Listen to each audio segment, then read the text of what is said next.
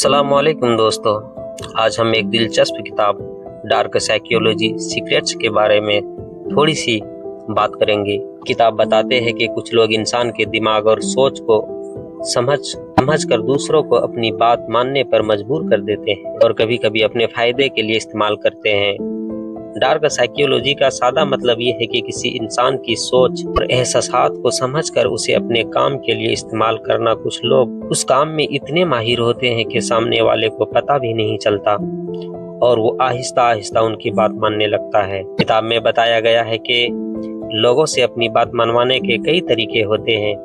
मिसाल के तौर पर कोई शख्स एक ही बात को बार बार कहता है ताकि सामने वाला उसे सच मानने लगे। कुछ लोग दूसरों की कमजोर बातों को समझ लेते हैं और उसका फायदा उठाते हैं। एक और खतरनाक तरीका यह है कि किसी इंसान को ये महसूस कराया जाए कि उसकी याद या समझ गलत है, जैसे कोई बार बार कहे कि तुम गलत सोच रहे हो या ऐसा कभी हुआ ही नहीं। इसी तरह आहिस्ता आहिस्ता इंसान अपनी ही बात पर शक करने लगता है। किताब में ये भी बताया गया है कि इंसान के चेहरे और जिस्म के अंदर से भी बहुत कुछ समझ में आ जाता है, जैसे कोई डरा हुआ है, घबरा रहा है या खुद पर भरोसा नहीं है। कुछ लोग उन बातों को समझकर दूसरों को आसानी से अपनी बात मानने पर मजबूर कर देते हैं।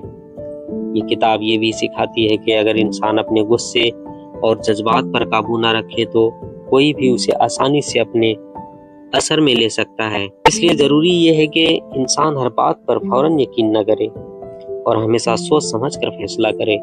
आखिर में इस किताब का अहम पैगाम यह है कि अगर इंसान समझदार और पूरा एतमाद हो तो कोई भी उसे आसानी से धोखा नहीं दे सकता। दोस्तों, अगर ये मैसेज आपको अच्छा लगा तो लाइक